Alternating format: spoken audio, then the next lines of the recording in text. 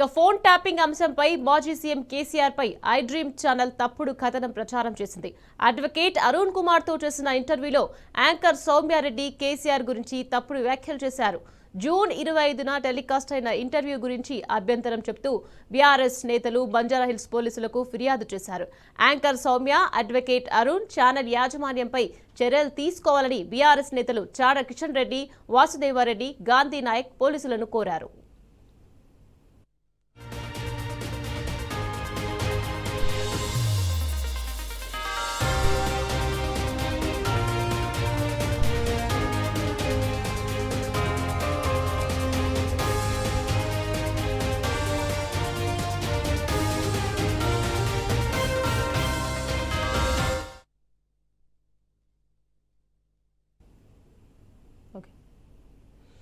Phone tapping అంశంపై మాజీ CM KCR పై ఐ డ్రీమ్ ఛానల్ తప్పుడు కథనం ప్రచారం చేసింది. అడ్వకేట్ అరుణ్ కుమార్ తో చేసిన ఇంటర్వ్యూలో యాంకర్ సౌమ్యారెడ్డి కేసీఆర్ గురించి తప్పుడు వ్యాఖ్యలు చేశారు.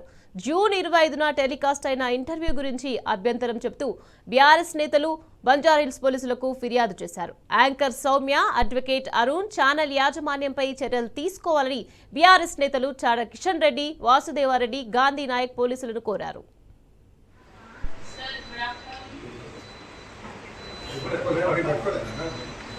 Gracias.